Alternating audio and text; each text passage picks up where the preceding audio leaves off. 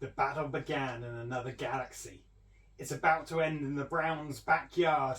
They like to hide, they like to run, they like to play, but most of all, they like to eat. This is the Cult Faction Podcast, episode 110. Spotlight on critters. Superman.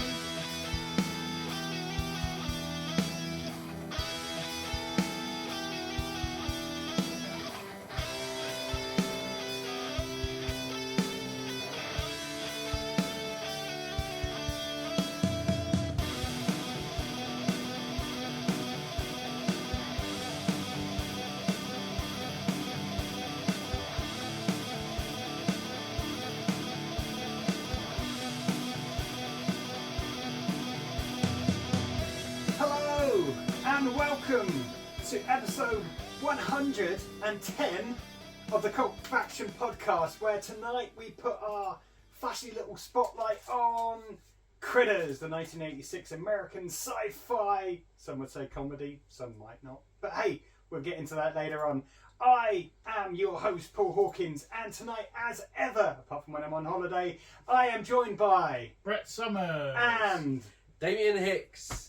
And we've all suddenly got louder Hello! after the sound check. Well done, thank you for that.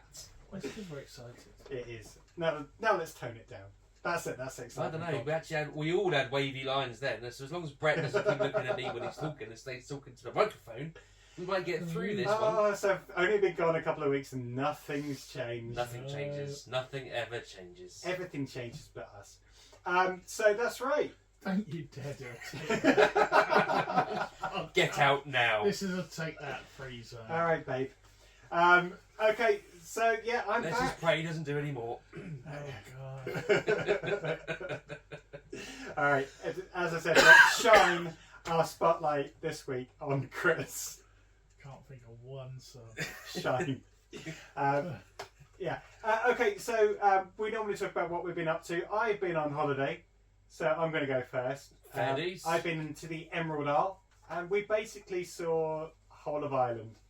So we started off in a place outside Newbridge, for where the parents live, outlaws. We went on a little excursion for a few days. Ooh. So we went up to... Was it the greatest day? So we went up to Northern Ireland and we saw the Giant's Causeway. Oh yeah. Is it that impressive? It's one of those things where I think, oh, that looks... And then, like, the camera... When they're doing it, Yeah. like on the telly, and then the camera pans a little bit. It's like, Yeah. oh, it's literally that little bit. Yeah, no, it is, yeah. You expect it to go on for miles because, you know, the Giant built his little causeway all the way over to Scotland or wherever it was. But no, I mean, it still looks quite cool. All these octagonal bits that you don't know why they're there. But no, it's, I can forgo it. And also had a bit of a poorly tummy on the day as well. So walking around and driving around in a car for a few hours, I literally had to stop at I was going to say gas station. I've been watching, and it pretty much was when I left. So you've got to be careful because it only takes a minute.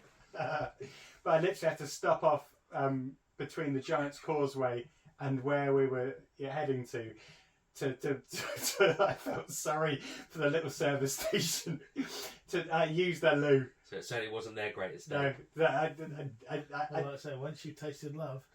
I left. There was no toilet roll left. I felt a lot better. Oh Yeah. dear. But no, Did you relight the fire later?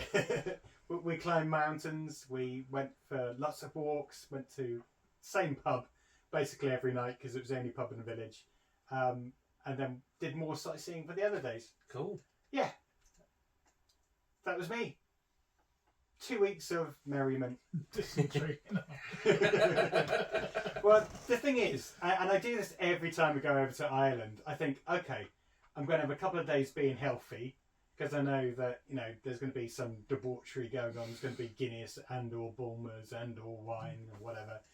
So literally hit the fruit solidly for 2 days. What cider's fruit? And brown bread and all this kind of stuff. Hence why when I went up to the Giant's Causeway, I wasn't having Your a body good- just rebelled. It's Yeah. like, what is this shit you're putting in me? So what you guys been up to? Well, Summers. Oh. Well, I was just going to say, I've got nothing that compares to that. I've been painting sheds. It's great having a decent sized garden with a number of outbuildings and a bar, but you got to maintain you it. got to maintain the shit. Yeah. Sounds like you're on Emmerdale. With all my outbuildings and my bar and my farm. Wow, that's what it feels like.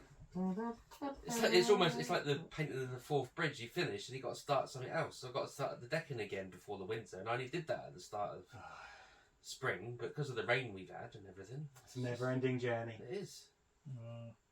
So okay, That That's literally has been it. Summer's Kids' parties. You're on your constant holiday. That's not really a constant holiday. What have I been doing? I've been taking pictures of my cats. Yeah, have you seen that? Follow them Seen on those. Instagram. You washed your cat. No, we were getting them used to the bath. Why? Because they can clean themselves, but we thought it was getting hot, so they might want a bit of fun. More like a paddling pool thing. So we desensitised them. We first put the bath in the room and they were playing and jumping in it. And then we've just put a little bit of water in. You know, and they can cats have a really splash. hate water, don't you? Well, desensitising. And it's an ingrained thing from back when they were living in the desert. Yeah, They're not I going to know like what you it mean. ever. Well, I don't know. They were playing, and then we had little bottle lids, and they were just flicking them across the water to each other, back and forth. Like playing pong. Yeah, pretty much. It was just like Why little- didn't you post that? Yeah. You could could've have got- videoed that. You could That would have made your one show. views. Yeah.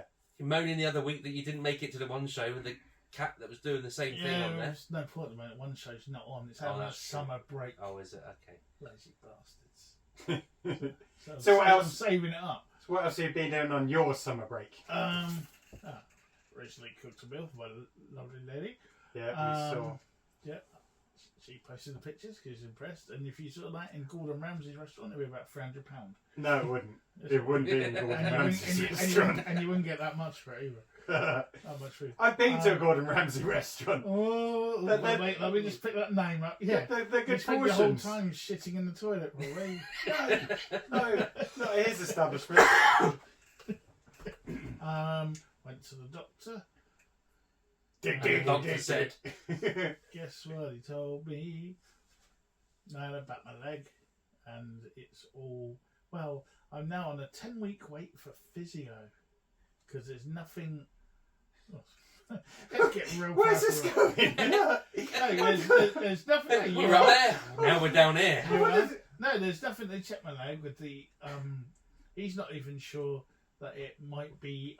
Sciatica? Yeah, he's not even sure it's that. He thinks it might just be nerve stuff and that. And he's stretching out because he done the whole. Does it hurt here? No. Does it hurt here? Yeah. Does it hurt here? And all that. And he was like, okay. I think that. So I've been referred. If you've got any and comments, just- viewers, just- about what and it just could for be, the record, phoned up that morning, got an appointment for the same day. Well done. Did you bless go the private? NHS. Has to. No. oh wow, It's that is impressive. Still in Woolston, Southampton. Big shout out to the Firehouse Service keeping me jump up on the queue. Oh, that's my one. Yeah, the old firehouse.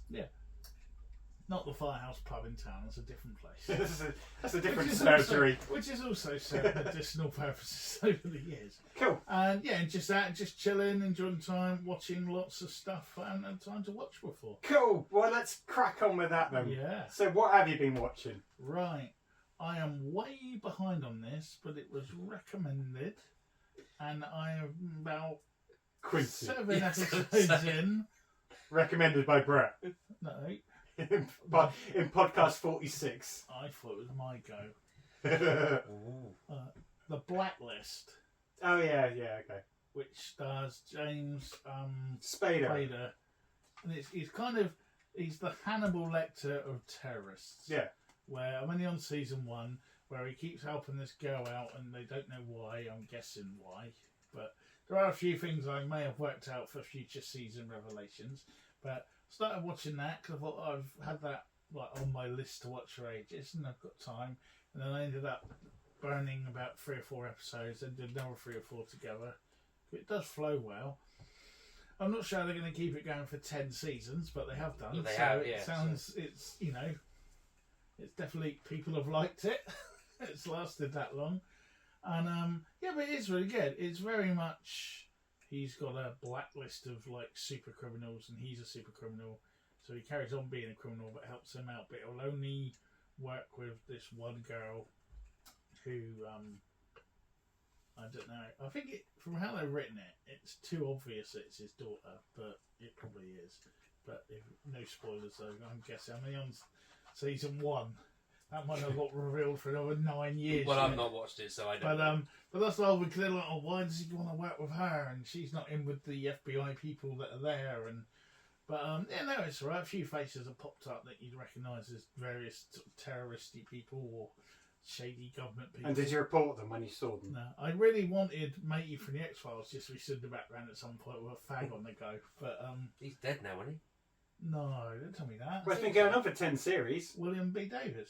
I can't remember. I don't know his name. I'm sure he died a few. Google it later. Yeah, not now. no, it's You not- can't just drop that and then it's No, I'm not saying it's a fact. I just thought My he heart was dead. rate's just quickened. Anyway, move on. That was Blacklist. Yeah, so what's that? That was good. And with season 2 of Good Omens dropping on Amazon, I figured it was about time I watched the first one. And I'm about 3 episodes in. I like it. It's quirky. It's very Neil Gaiman. I think for me, We're a bit Good of a Omens sprinkling is of one of my pressure. favourite books, and I just Always don't going to be a difficult think one. the series did it justice. Mm-hmm. But I'm liking it at the moment. I'm at the one at the moment where you're seeing their friendship through the years, like that episode. I don't know if you. I watched can't that. remember. There's a It was bit- about 3 years ago, wasn't it? Yeah. Yeah, it dropped just then before Just the before world shut down. COVID, wasn't it? Yeah. Because that's So when they'd something done like that series where it was just them two on. That's right. Like, Yeah, which was Skype actually quite on good. it. That was good. But Cool. yeah, no, that's been enjoyable. Okay. So let's move that. I've got some other bits, but you might want to. Okay, Damien. So I've been ploughing on with Manifest. So I said last week that watched some episodes when it first So this is the dropped. final series so out this- now, isn't it? No, there is a final season Yeah. out now, but I'm now in season 2. So No, but you know it's going to come to a Yeah, conclusion. yeah, so because it got cancelled and then re-picked up by Netflix. But it's funny. So you watch the first season on Netflix, and then you got to go to your Sky carrier to watch season 2 and 3. That sounds like a COVID disaster. Your Sky carrier. Well, Yeah, I know. and then back to Netflix to watch season 4. So that's You really fun. got to press those 2 buttons. Yeah. But the thing is, on your carrier service, so like on Virgin, you get an annoying.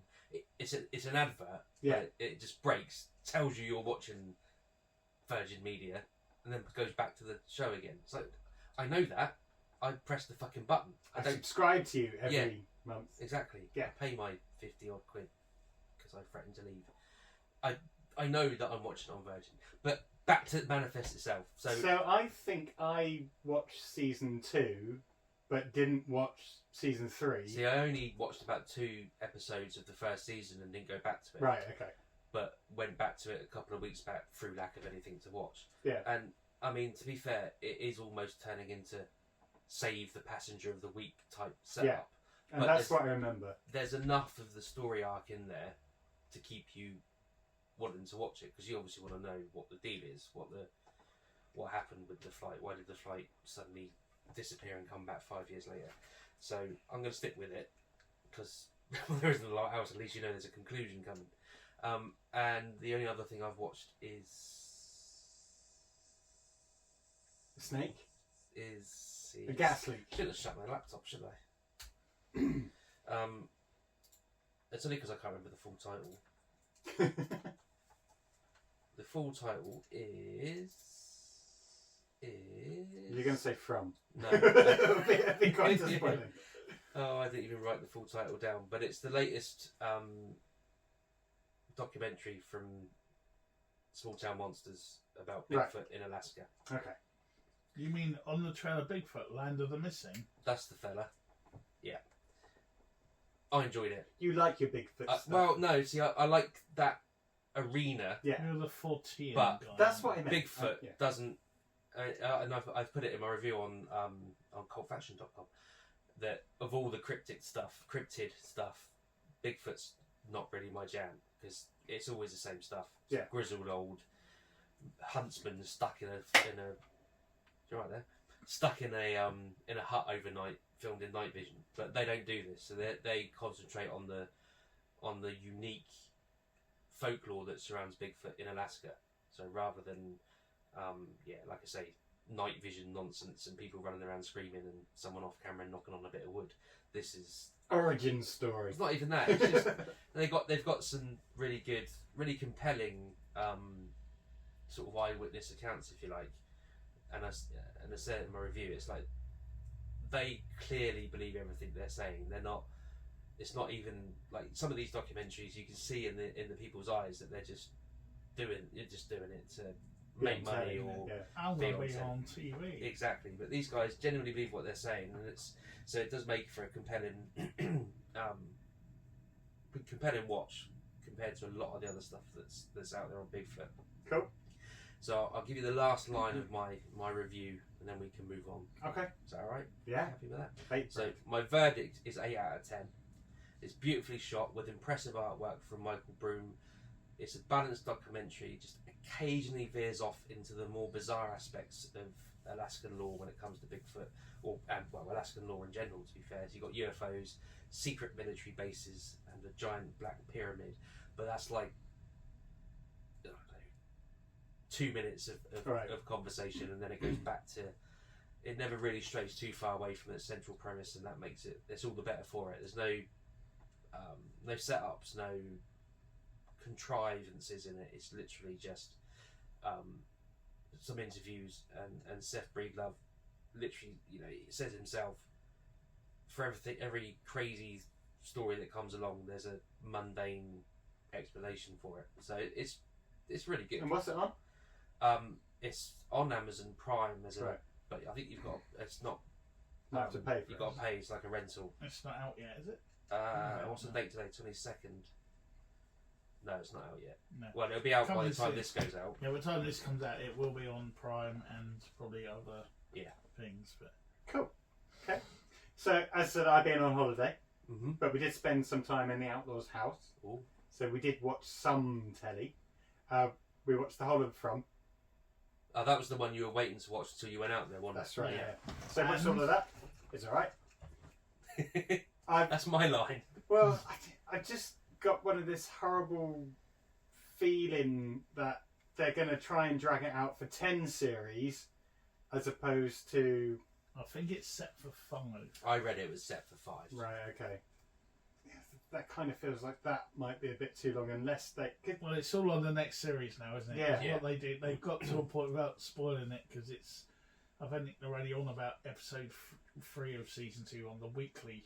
Yeah. It's all available to watch, but in the UK. But I think they're up to about 3 or 4 on the normal thing. But don't get me wrong, I enjoyed it. But yeah, it's where they. But in the back of my head, I'm always thinking, okay, I've got to wait another year now for season 3. That's my own fault because I binged it. But still, they need to try and find a way to keep it interesting. Yeah, you don't want the next season to start with another busload of passengers turning up. Yeah. Some of them being killed off. No, I think the next season, without giving too much away, but if you've seen it, you'll get my key references. You're going to have them trying to get out and that person trying to get back, and it's going to be, and I think it'll end in a bizarre crossover again where certain people are out and then that person. I think let's just. Here we go. Spoiler bell. Spoiler bell. If you're watching from this point on, skip forward 5 minutes. Skip forward 5 minutes, and then skip back again when you realise you've gone too far, and and then it will be ruined for it. No, but I think I've forgotten the name now. The mum. Yeah. I think the whole next thing is going to be her trying to get back in to Fromville. Yeah. Whilst they, some of them are going to, she's out now, get back out. And I think she'll find out a bit more about it because what's she's going on from outside the the bubble. And there'll be like these folklores or whatever. And the little boy, I think, is the big question because he saved her. Cause he said ghost boy, because he says like this is the only way or something. I mean, he pushes her off the ledge of the tower.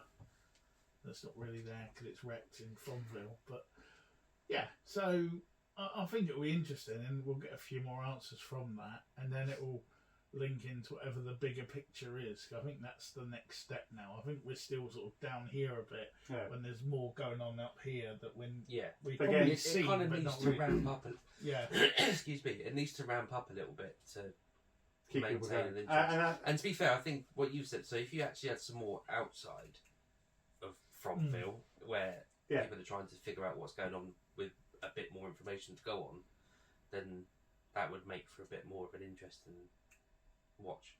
But it was good. Still good. But I think there's going to be somebody who she meets who is like, I've been there, and it'll be what they need is almost that what's his name, Jeff, what's his name? He was the lawnmower man, and then he was the pilot in Lost. Fahey.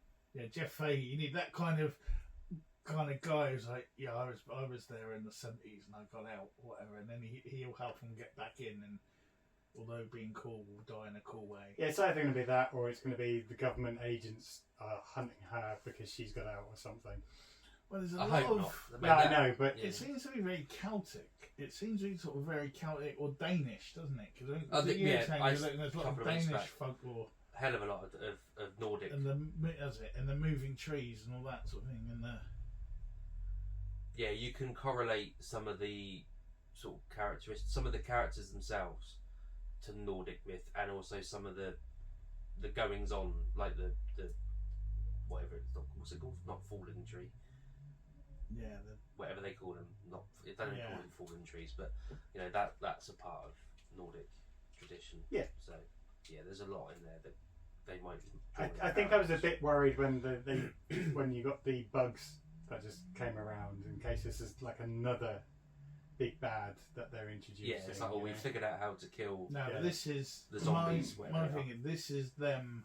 They have basically, for lack of a better term, they have effed everything up they've been given so far by putting it like that. That bloke who was chained up was holding that thing captive, those bug things captive. Yeah, he's passed it on to him now. Now you've got to do it.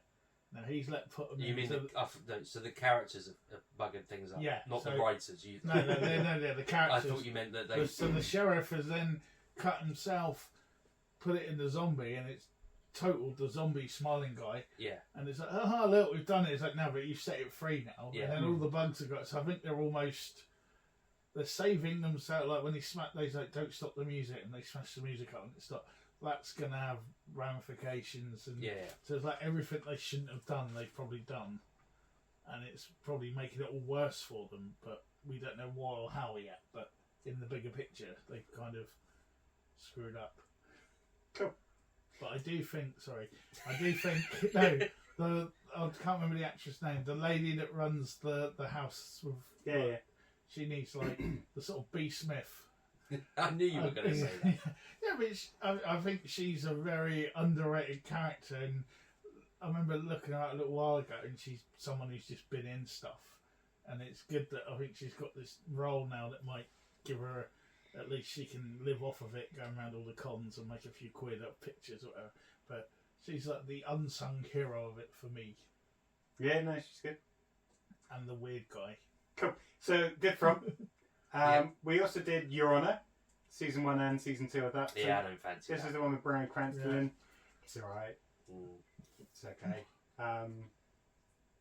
Not sure whether season 2 is going to be the last one. They kind of left it with a potential way to come back. And Billions, the final season of Billions has just dropped as well. So we've done the first 2 episodes of that. You guys haven't watched Billions. No. But it's really good. Tell me about Billions. So Billions is the one where you're it's basically the owner of like a stock firm who's billionaire or trying to be a billionaire, but it's also got like a district attorney who's out to get him because he knows up to shenanigans. That goes on for a few seasons about the interplay between those, because the DA's wife also works for Axe. His name is. Anyway, that goes on. The last series, I've forgotten the guy's name. The guy from the UK. His wife died 2-3 years ago. Damien. Lewis. Yeah.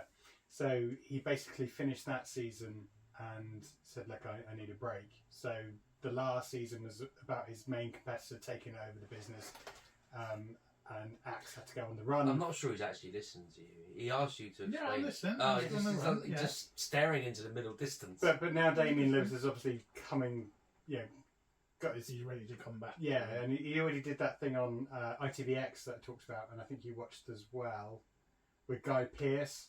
No, I know what you mean. Yeah. Spy thing. So he's coming back into season 3 anyway, and it's nice to see all the characters unite as well. So, yeah, if that kind of thing is your jam, as Damien would say, then you'd enjoy videos. And Damien Lewis is brilliant in it. Yeah. So anyway, that's basically been it. Normal kind of TV viewing, series binge watching, as opposed to blockbuster films or anything. Summers. Okay, one other new thing that I have watched. ITV dropped all 6 episodes of Henpocalypse. I don't know if you saw that advertised at all. I have seen it advertised, yeah. It's and figured I don't want to watch that. I quite like a sort of hen party. No, God, yeah. I quite like a sort of sci-fi comedy attempt made by small studios. I mean, recent years, like Zapped was really good. Zomboat a couple of years ago was a bit of a classic that went under the radar. I did see a few of those. That was alright for it. I mean, and it's a similar thing that it's 5 women on a hen do, and then there's some sort of virus from crabs. Bizarrely, it's crabs. To see that's funny. Yeah. No, this is where we are with it. Yeah, because it's from crabs. Yeah. No, this is what I'm doing is like how the humour is portrayed in the show. Okay, wait, that's the level of and it's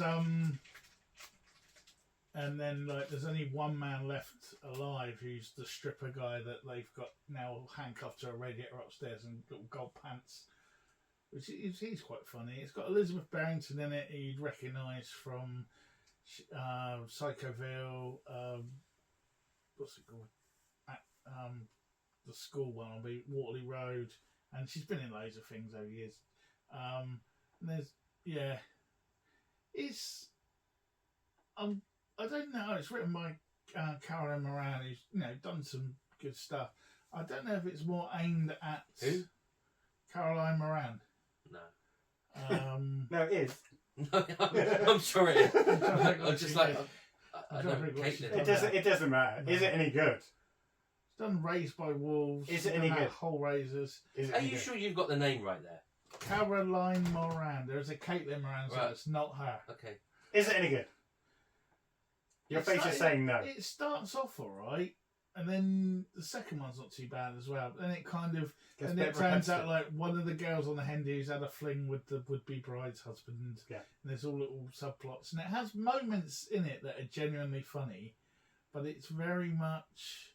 I don't know if like girls watching it would laugh more. In fact, well, Kate watched it with me, and she thought it was worse than I did. Okay. So that kind of disproves that. So kind of, but I was thinking, maybe it's more for the girls, and they're not getting all the. Because it's a bit like when they make weapons and they use what they've got, so they've got like big wooden sticks with dildos taped on the end and things like that. Yeah, but they wouldn't do that. And it's kind of like, yeah, ha ha ha. And it's but there are moments that are genuinely funny, but I think it just missed the mark. I've got the last episode to watch, and I will watch it just to. Get the series. We know how you like collecting things. Yeah. Cool. Okay, so that sounds like a no. I'm not going to watch it. Anyway, what else have you been watching? I've continued with season 2 of the new Beavis and Butthead. Whatever. And I can't recommend it enough. Yeah, honestly, I really do. You need to watch it. I'm not going to watch it. I don't like going back. Even when I was away, there was an episode of South Park on. I thought, I'm going to go to bed in a few minutes anyway. I put it on. It was alright. But I wouldn't go out my way to watch all of the series again. It's not all series, it's a new series. Yeah, I know, but that's what I mean. They had their time in the sun for me, which is 25 years ago. It's kind of moved on. I just don't want to watch. South Park's bigger now than it was then. I know, but let the new kids enjoy it. New kids. You know, Donnie and Joey. Oh. we've done take that. Might as well have new kids. Yeah, why not? They were much better.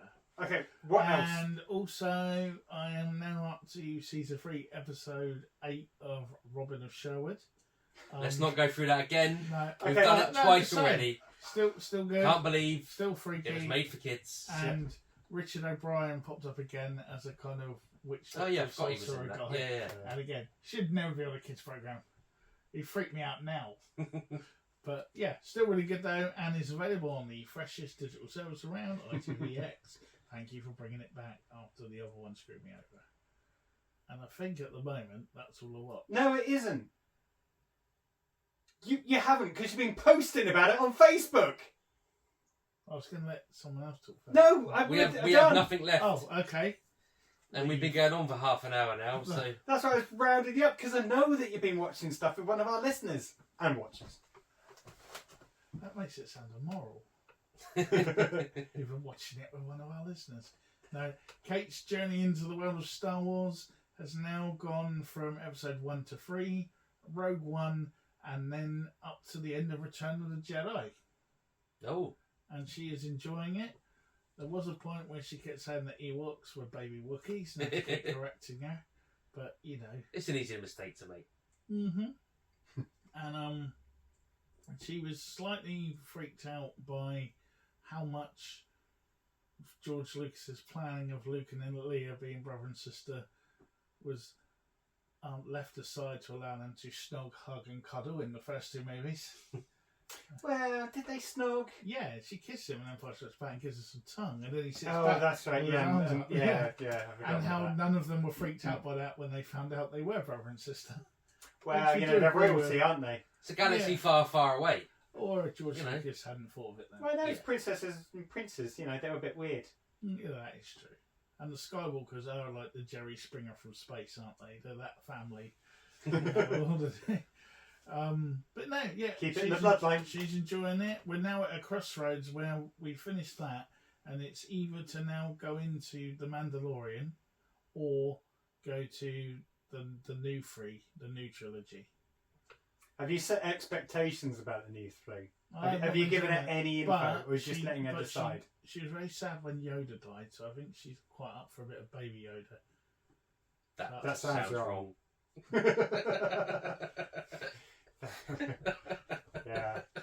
Cool. It doesn't. Well, So I don't know. That's where we are at the moment, anyway. cool. So we'll carry hopefully next week we'll have some more of on. Kate's it'll adventures be- in it'll Star either Wars be land. Mandalorian or Force Awakens. I would recommend doing Mandalorian because then you haven't got the knowing what's Coming. coming. Yeah. You know what I mean? No, that's cool. Or do you wait for Ashoka? Well, I thought if we get through Mandalorian, there's enough in that to then get to Ahsoka. Yeah, which is basically what I want to watch. And So you know, Battle of Endor, Caravan of Courage, they're just on the potential once she gets through I didn't everything. even watch them properly when I was a kid. Whoa! There's no way you'd have missed them. Once I realised it wasn't like Luke and Leia in it, and then it had what's his face, the teacher from Breakfast Club. It was the dad. I think the best one about one of them is for one of the posters, they had like a Han Solo, Luke Skywalker person on the poster that never appeared on the film. So, I mean, it was like the dad or something, and then with the Ewoks cartoon as well, it was that bit where we suddenly realised where George Lucas's values laid. Yeah. I've got no idea what you're talking about because I never watched any of that nonsense. You didn't watch the Ewoks cartoon either. What about droids? No.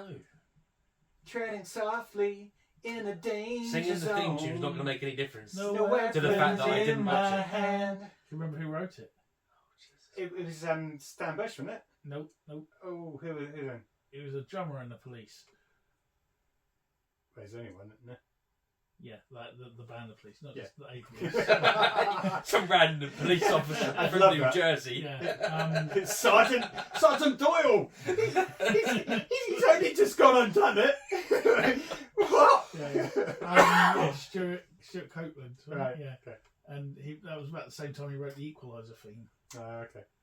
Where's the theme tune? Mania, yeah. Yeah, he did a theme tune for one of the films we did, the Spotlight, on the other week, didn't he? Yeah, he did. Was it Halo Evil? I don't know. Cool. Anyway. But he made a lot of money. Everyone's going, oh, Sting done so well. I was like, yeah, he was banking it on soundtracks. He's making big bank. Okay. So anyway, we'll find out what you've been watching with Kate next week. We're done. Cool.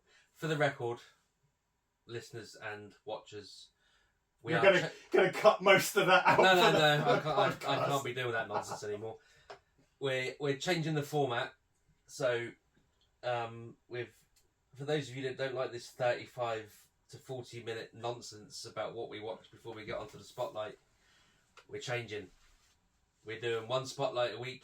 No, how can I word this? We're doing one spotlight, and then next week there's no spotlight, and then there's a spotlight again. So if you only come here for the spotlights, you don't have to listen to us waffle on for nonsense sake every other week. Something like that. Unless you enjoy it, and then let us know in the comments. Who enjoys it? Yeah. Who enjoys follow this us. crap? Look at it. Make subscribe. Just put it in the comments. We don't have to talk about. We don't have to waffle on. Although chances are it's going to be hard to stop us. But let us know. Do you like the waffle? Who likes the waffle? You like the waffle. Cool. I am the waffle. Thanks for the public service announcement, Damien. It's quite right. I just wish I planned it a bit better. My mouse isn't working. There we go. Spotlight. Critters is a 1986 American science fiction comedy horror, some would say, film directed by Stephen Herek in his directorial debut and co-written with Dominic Muir. The plot follows a group of small furry creatures causing havoc in a small town in America. Sounds familiar. And whilst it was widely believed to have been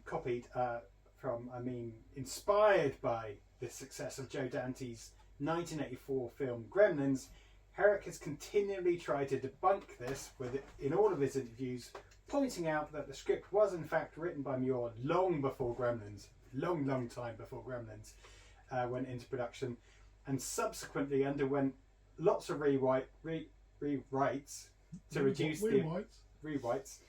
reduce the apparent similarities between the two films. The main cast included Dee Wallace as Helen Brown, Emmet Walsh as Harv, Billy Greenbush as Jay Brown, Scott Grimes as Brad Brown, Nadine Van der Velde as April Brown, Don Keith Opper as Charlie McFadden, Lynn Shay as Sally, Billy Zane as Steve Elliott, Ethan Phillips as Jeff Barnes, Terrence Mann as Ugg/Johnny Steele, Jeremy Lawrence as Reverend Miller and Preacher. It was made on a budget of $3 million and went on to gross almost $14 million at the box office, and spawned numerous sequels, reboot, and even a web series on Shudder. So it's had some longevity. Some of those sequels aren't bad. But they're all pretty good. The first four. But what did we think about the original? So, any memories, Mr. Summers? Yeah, I remember seeing the poster on the wall, Clements, that the critters were coming. Clements. Yeah, there you go. that dates it for some of you. That's before Circle K. And then I remember it coming out and watching it, and I remember at the time liking it more than Gremlins. So, yeah, I thought it was good. And have you watched it in the recent times? Yeah, I used it in a media lesson at school. Of course you do. Because you don't have to do any work. No. On comes this VHS kids that I found in my collection. VHS. Yeah. I bought it on. Where's the The AVA TV monitor? gets wheeled out. The lesson. Good work, Jeff. When I can talk. The lesson was planned around Gremlins. Yep. But you couldn't afford to watch that in school. On Prime, Gremlins is a 15 and Critters is a PG. Yeah. So I had to change it all round quickly and do it for Critters, because I wasn't allowed to show Gremlins because it's a 15. Okay. Damien, memories. And they loved it. Glad to hear that. So I first watched this around a mate's house in 1985. So what's that? It's about 10 years ago. Would have been 8, Oh, 9 years old. You watched it in 85. 80, no, when did it come out? 86. Yeah. We watched it in the year it came I was out. going to say, that is some that's kind of impressive. bootleg. Yeah. Yeah, apologies. So 86. So it would have been 9 years old. And I loved it. And do you know what? It does sound a controversial thing to say, but I can kind of see what Brett's saying about it enjoying it more than Gremlins. Because there's more... Even though, it is scary. Don't give it all away. Yeah, I'll stop there, actually. That's So I too for the best. remember watching this as a young boy. I didn't have any AVA monitors bringing out a VHS for me. And I too remember enjoying it a lot more than Gremlins. I remember Gremlins and I remember being a bit... Well, I don't know whether scare's the right word. But I remember watching this and seemingly enjoying it a bit more. And we may get into the whys and wherefores of that as we go through it. Okay, but that was the deep, dark, distant past. Now it's time for us to do the little walkthrough of the film, going through some of the plot, chipping in little bits as and when we feel is appropriate, and then surmising with our end game thoughts. So, Damien, Oh, am I first? handing over to you. Obviously, I wasn't ready for that. small print as always. There may be spelling mistakes. There may be some grammatical errors. Some commas missing. Yeah, exactly. That's fine. This isn't an essay. We're all human. Roll with the punches. Just before you start though, and even like, well, this probably will come into it, but New Line Cinema had the best synth in the 80s.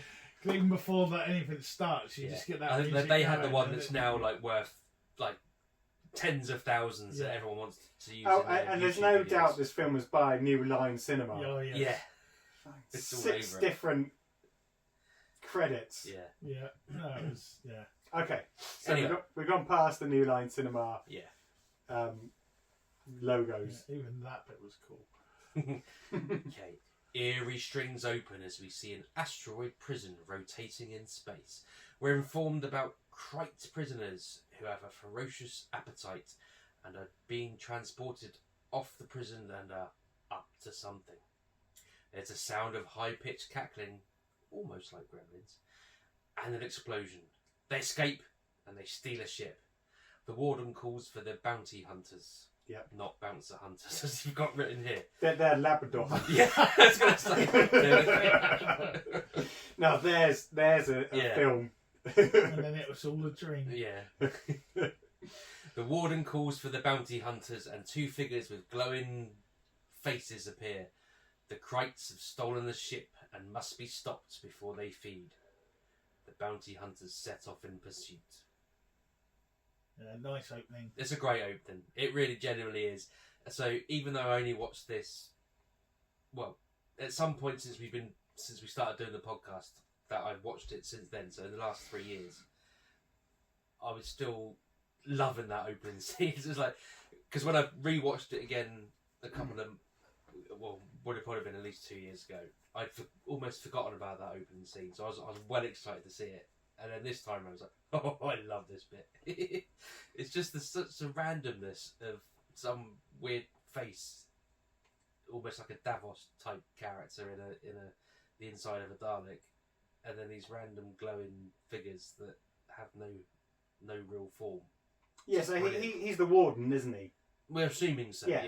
Yeah. Yeah, he's a sort of like prison warden boss, and he's like, I will pay you in the normal way. Once you have proved the job is done. Love it. That does make me laugh though. That like you've got these 2 bounty hunters that have got no form, and yet he's almost human looking. It's like we can't have too many weirdness going on. We can't afford that. Let's just have some glowing faces. And similar to a lot of the films at the time of this genre, there's no messing around. There's no No, mucking straight around. into No, straight to the point. You know it's a prison because there's a big text on it. This is a space prison, blah blah blah. We get the maniacal laughing. Bang! They've stolen a spaceship. Go get them. Boom, we're off. That's it. No preamble. It's great. You're not even on the right page. What are you doing, man? Are you in the room? Come on. Researching. We then cut to a rural canvas farm with soft, gentle, relaxing music and the sounds of birds chirping. It is a very nice juxtaposition to what we just... It's almost like watching the joy of painting. Or Walton's. Yeah. And the Brown family are going about their morning routine. Brad looking to skive off school with a thermometer. Mum Helen preparing breakfast. Dad Jay tinkering in the garage. And his daughter on the phone to her new friend from LA. They sit down for breakfast. And Brad's got a thermometer in his mouth and he's trying to convince Mum that he's not well. Oh, little scamp. With a temperature of 106. And then April's sister dubs him in about all the tests he's had and tests that he'd had the week before and all that. And it doesn't look good for little Brad. And then after a few kicks and boots under the table, they set off to school while Dad waits for Charlie to arrive. Which is just like some of the families. This sounds like a euphemism. At the Sheriff's Department, we're introduced to Charles McFadden, a former baseball pitcher. Charlie has become the town drunk and crackpot who claims there are aliens who have ruined his career, and he now gets messages from them in his fillings. So, it's a classic scene setup. Yeah. Maybe a nod to E.T. with the old thermometer thing, I don't know. Yeah, he does that, doesn't he? Yeah, you're right. Yeah, I liked it. I really liked the family setup because they actually gave it time. So although it's the annoying brother to the older sister who's got a boyfriend, it's classic. They actually trope, gave it cliche, time to play out. It wasn't all rushed in like one line sitcom style. And they hate each other. They're never going to get on. We know that. They're going to be... What could ever get them on the same page? Yeah. Exactly. And like Dad as well, and... Typical American Pie family. Yeah, what's her face from Hot Off Her Roll as Mum in E.T. She's now Mum in this.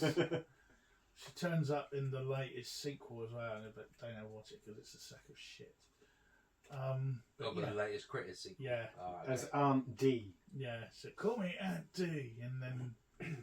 And she has no reason to be in it. She just literally turns up at the end with a big gun, says, call me Aunt Dee, and blasts them. And then wanders off again. And everyone's like, wow, who was that? Yeah. But in here, she's still a loving mum. And, I really like the scene. Because it could be any film. It could be a sitcom. It could be a... Yeah. And we've got no clue what's going to beset this poor Brown family as their name. I got you, okay. Worth pointing out. Cool, okay, so moving on. The bounty hunters, Ugg and Lee, are on their way to Earth, and they basically study the culture through the relevant TV satellite channels. 30 years and I just got that. Ugg and Lee, yeah. I can't believe that. I think I've never seen them written down before. Yeah. Okay. And we know that they're shapeshifters. Jesus Christ.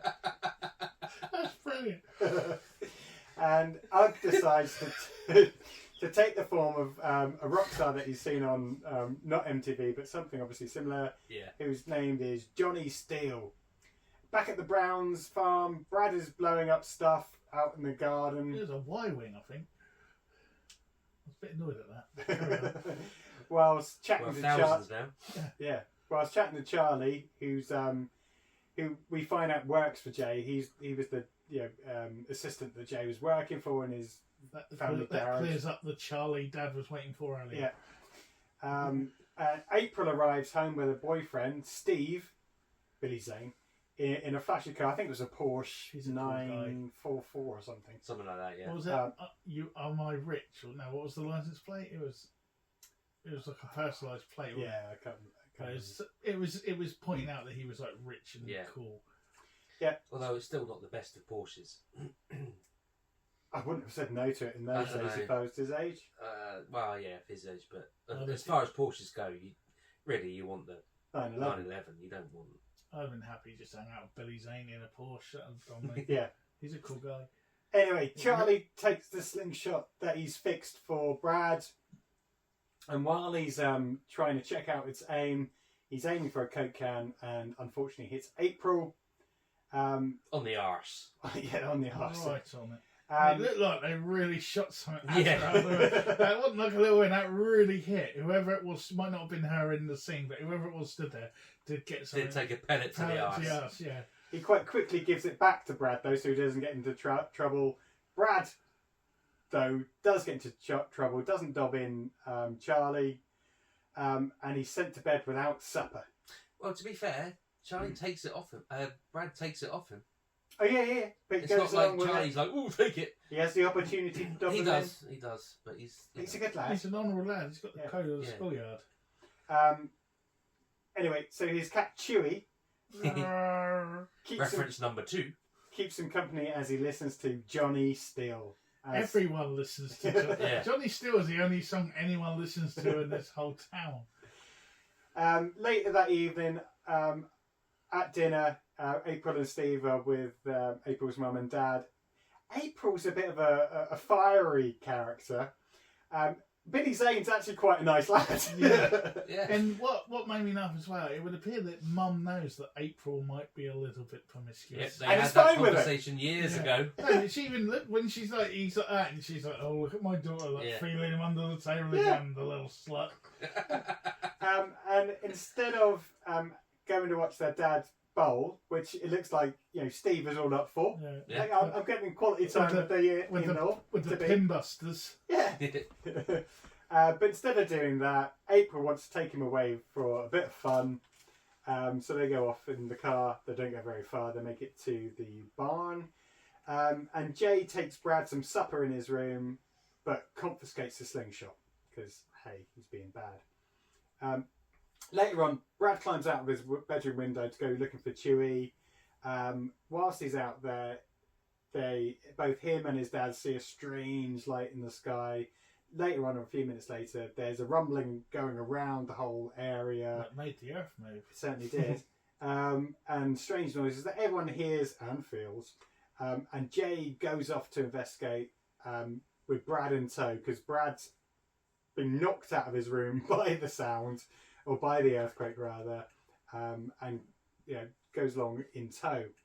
We get more. I was just going to say, that was one of my favourite lines there. That just when he jumps down from the tree and his dad's like, "You look like you've done that before." Yeah. He's like, "Oh no, that was just a little line. It didn't go anywhere, but it just gives you the idea of like dad's."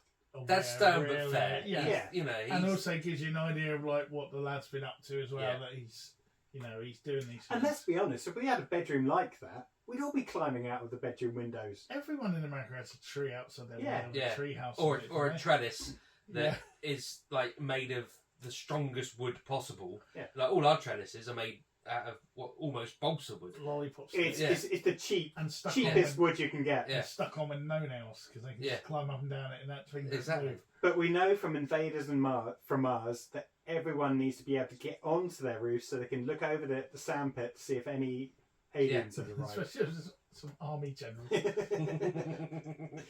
Anyway, we get some strange crackling noises, or cackling rather, as the Krites leave the ship, and Brad and Jay discover a cow that's been partially eaten by the Krites.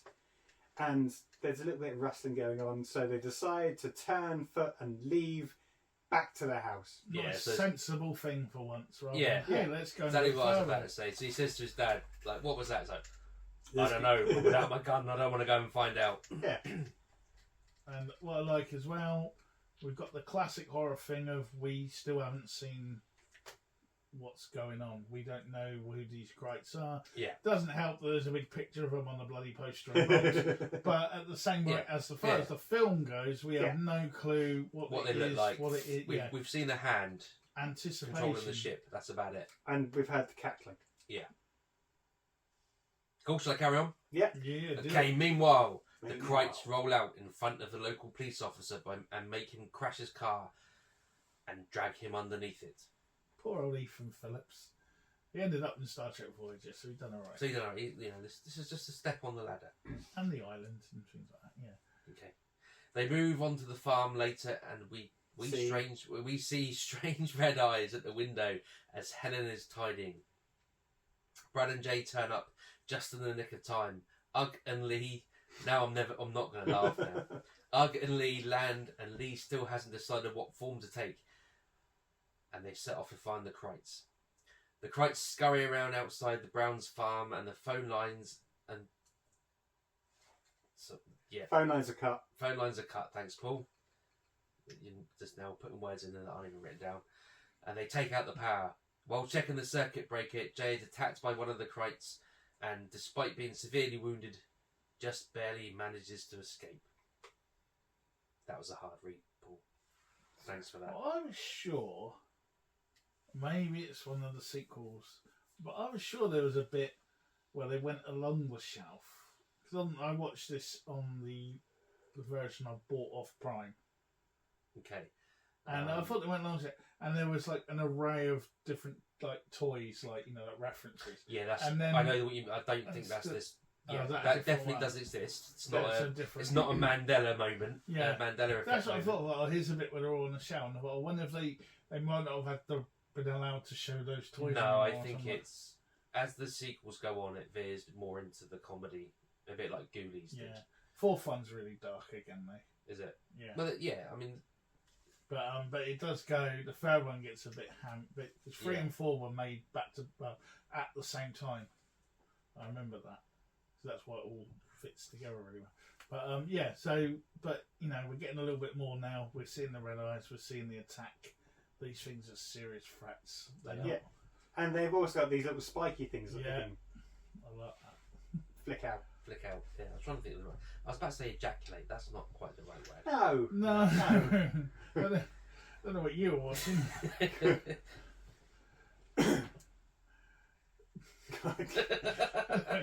Maybe we move on through you. I'm just going to leave it. Okay. Ugg and Lee, who has now taken on the form of the dead policeman, including all the wounds and the bones sticking out, take the police car. I just wanted to say here, because the main guy, I think it's Ugg, was like some big theatre actor, wasn't he? And I was trying to find out who the other guy was, but initially, because obviously I know it's the same actor as he changed his shape, but no one seems to ever know who it was. There's no, I think he's just an extra who stood there for a couple of scenes, but there doesn't seem to be a record of who he was when he was green-faced guy. Oh, I got you. Lee. Okay. Yeah, well, no, but the actor. So no, I know, that's what I mean. It's been lost in time. Yeah, so there's some cool face makeup of him now as the smashed up Ethan Phillips. And meanwhile, at the Browns, Helen is patching up Jay whilst in the barn.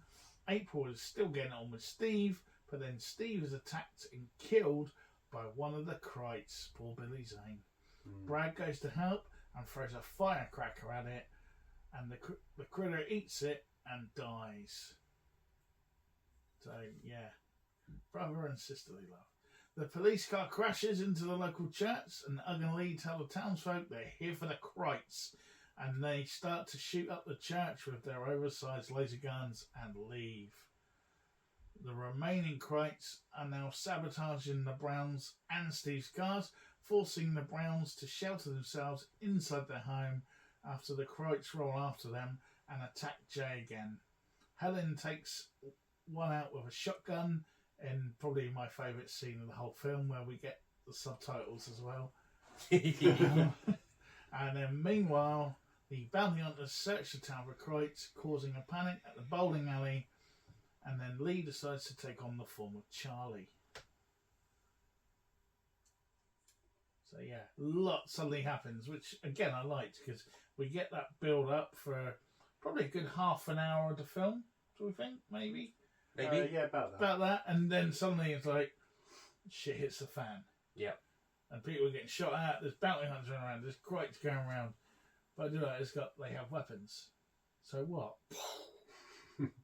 F word. and they roll off. And that got a big reaction at school as well. Cool. So it's still funny. Yeah, and it's just the fact that they're walking into the bowling alley. Ugg takes the bowling ball and literally throws it down at the pins and smashes them, and then one person said, "Whose team's he on?" Yeah. He's touched it. Yeah. Cool. Okay, moving on. And it's me. Okay, so the critters break into the farmhouse and basically shoot a spike into Helen now. So she's wounded. They manage to barricade themselves into the bedroom after, I think, setting fire to a rug to get some distance in between them and try and get rid of another critter.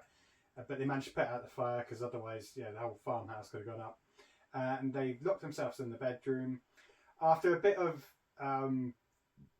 debate about what they're going to do, Jay allows Brad to finally try and get some help, and offers to give him the gun, but he says no, it's only going to slow me down or something.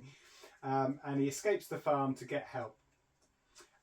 He sees how quickly they're growing as one of them devours a chicken, and we get a little silhouette of the little crate just starting to form legs and turning into a bigger version of whatever they turn into.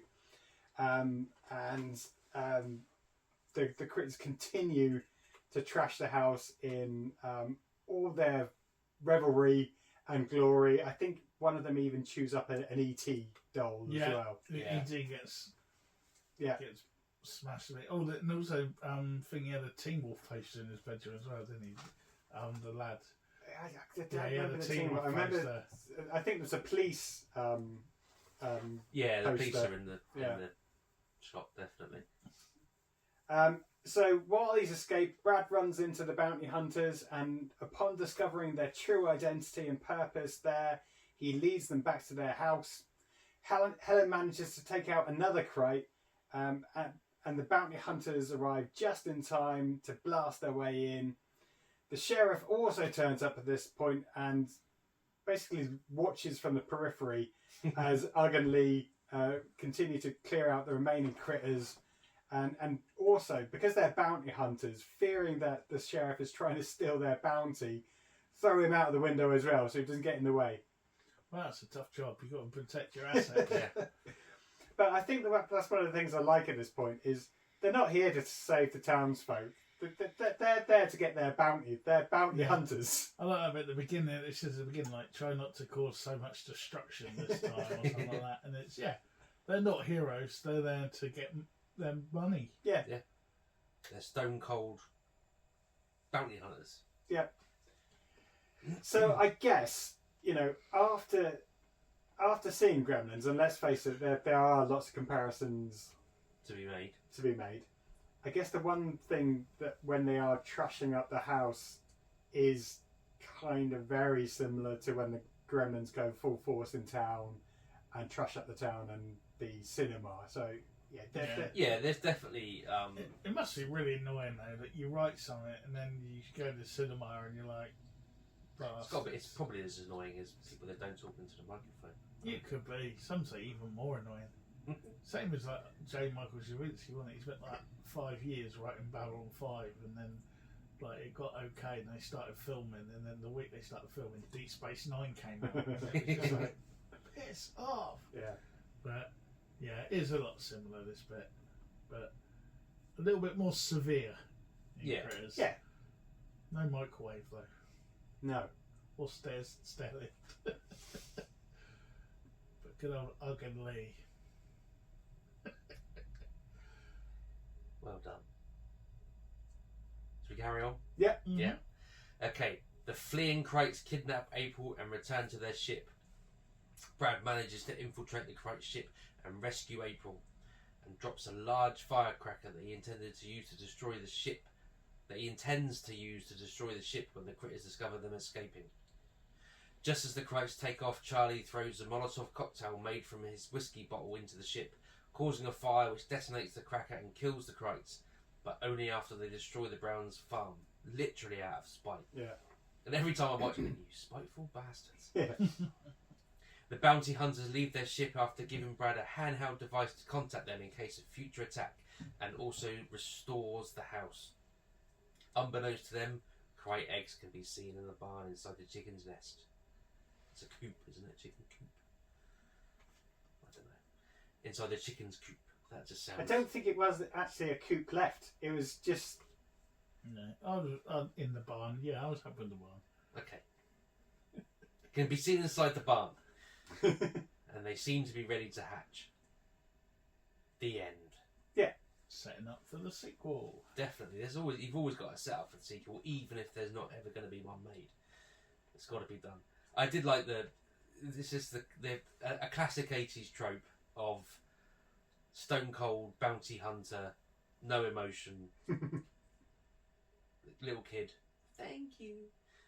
Oh, I'll just give him something.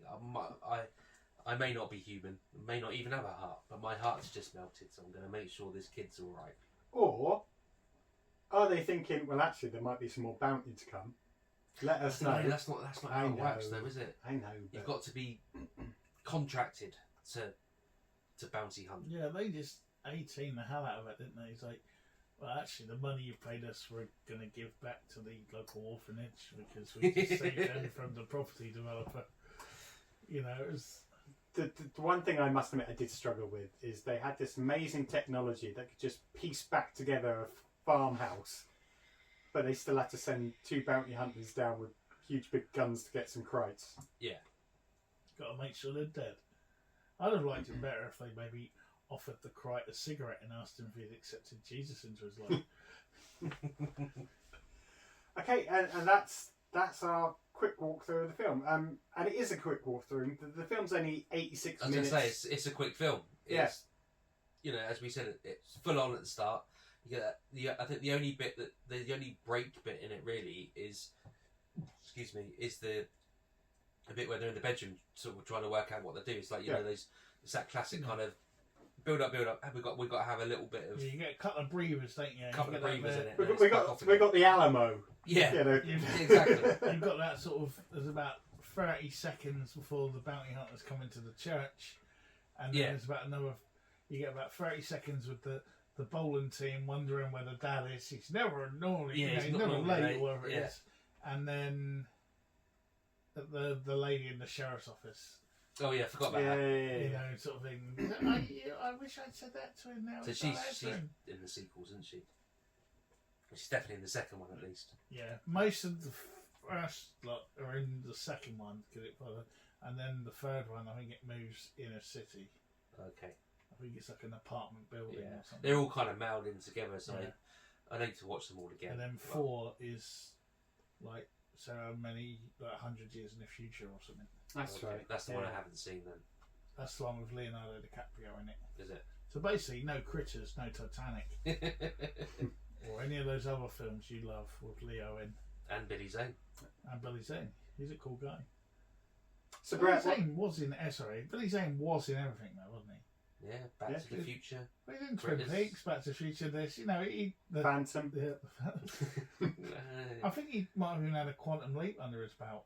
It rings a bell, yeah. Yeah, you know, it does ring a bell. He's one of those guys that has been around in everything. He's paid his dues. Quantum Leap's a bit like those, like Highway to Heavens and stuff, where mean. loads of people, especially when they're in their sort of teens and early 20s, have popped up because, you know, your agent's doing a decent job for you. Yeah. All right, Brett, what do you think? Yeah, back to Critters. I thought it was really good. It does what it said on the tin, and it does it well. I think for alien and for an alien invasion horror film, it does play up the horror element, and then switches into a kind of it does the Alien to Aliens. You know, you get the horror tense build up, and then it switches into big guns and explosions, like it was with the Marines and Aliens. You know, and you get that sort of fun and excitement from that, and some nice little set piece battles. It stands the test of time, and it plays just as well now as it did back in 1985. Did we say? 6. No, 6. Apparently, I got it wrong. Yeah. Cool, David. Same as thoroughly enjoyed it. I enjoyed it a couple of years ago again on rewatch, just probably as much, if not more, as I did when I first watched it back in 1986. So yeah, I thought it was great. All these we've been comparing it to Gremlins, but my thinking is that the inspiration for this came from the Kelly Hopkinsville Goblin encounter from the 50s, which, if you don't know anything about, I'm not going to go into it. Just look it up. It's one of the best sort of alien stroke goblin encounter urban legends that's out there. It's just brilliant. So have a read of that or find a podcast about it, because it's just funny as you like. So have a read of that. But yeah, as I say, thoroughly enjoyed it. There's, with the exception of, obviously because of its time period and budget, if you like, it does feel dated, but that's because of its time, not because, do you know what I mean? So yeah, the effects at the start could be better. Yeah, could have been a bit more thought out. It's almost TV movie style visualizations when it comes to the opening 5 minutes or whatever it is. But then once you get past that, it's great. The effects of Matey Boy with his neck open and all that, that's cool. Love it. Cool. I must admit, I was a bit nervous when I picked this, in case it, we picked a few over the years and over the last year or so, and it's like, oh, is it going to stand up? Is it? I didn't want to get berated by you two. But again, yes, it's got small furry creatures in. It isn't Gremlins. There's a completely different vibe to it. The pacing is completely different. The whole feel about it is completely different. Is Billy Zane in Gremlins? No. No, he's not, is it? No, there's Judge Reinhold. For some reason, I just kind of thought, what? No. But no. I mean, the main guy's name is Billy. That's right, yeah. Maybe that's where I'm getting confused. But again, completely different vibe to it. And it is literally what it says on the tin. It's a comedy horror for kids as well as adults.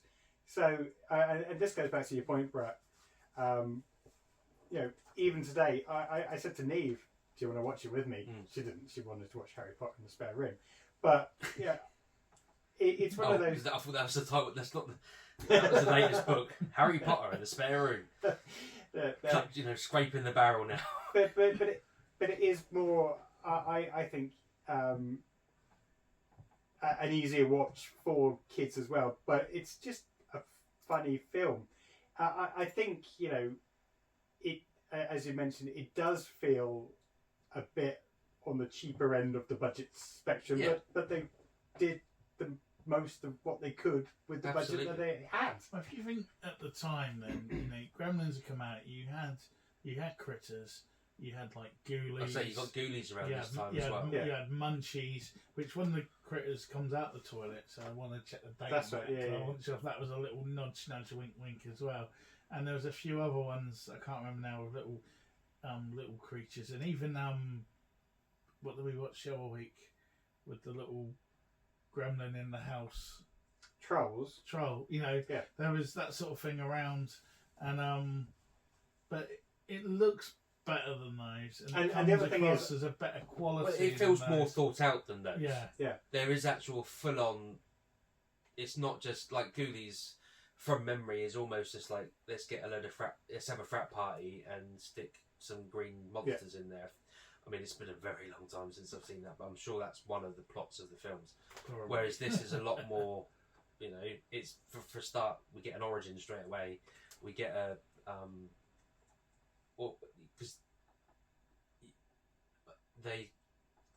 so we got to get them before they feed, and it's we got to get them before they feed because they grow.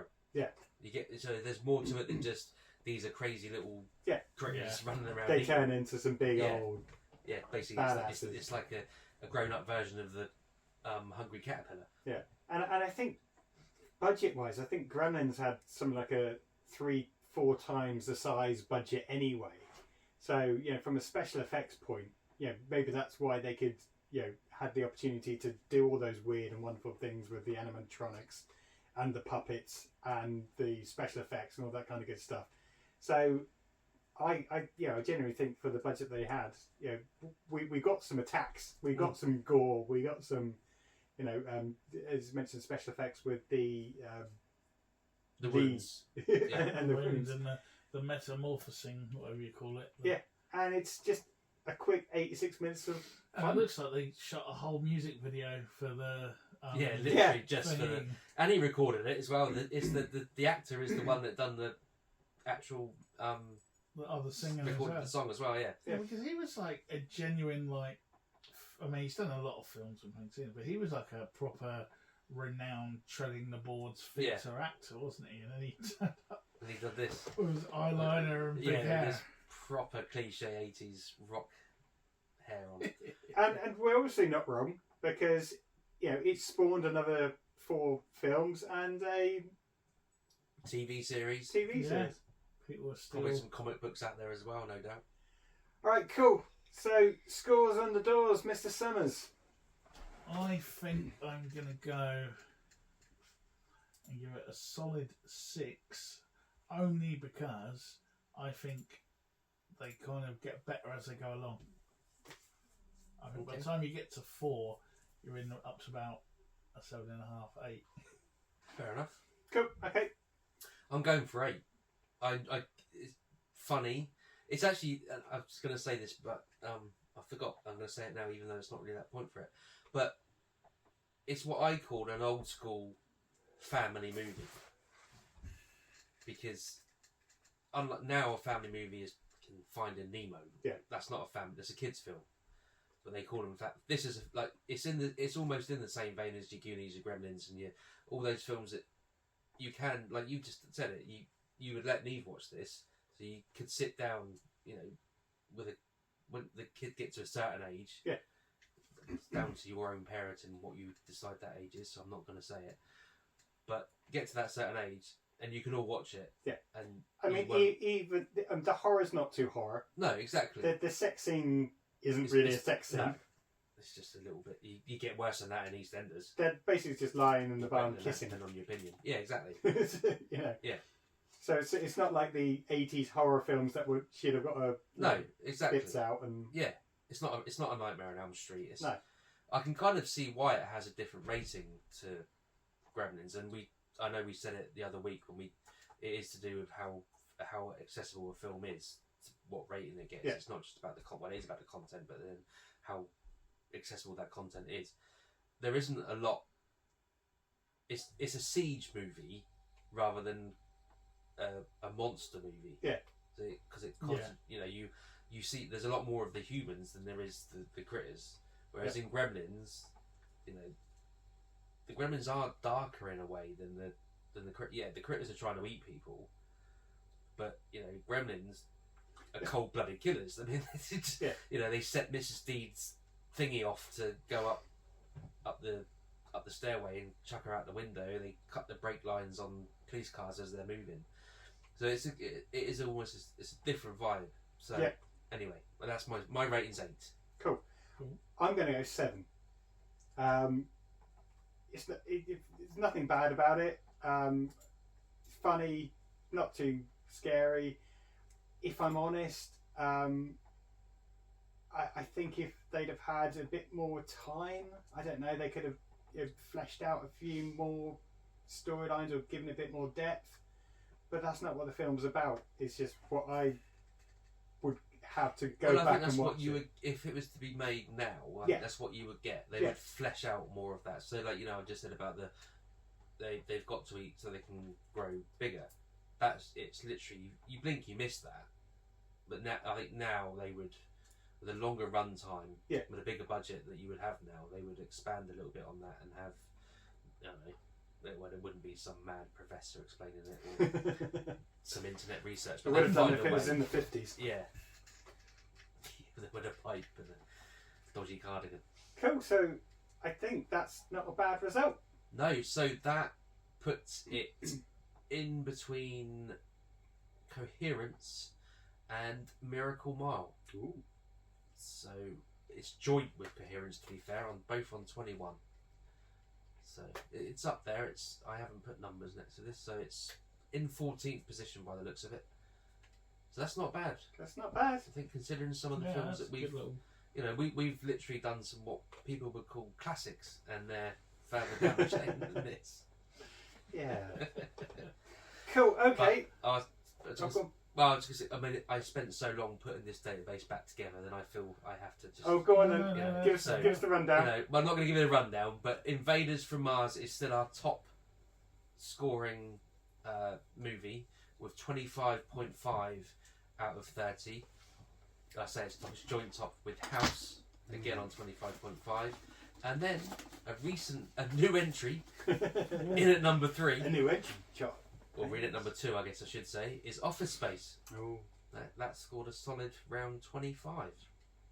And then we have Theatre of Blood, and then Say Anything.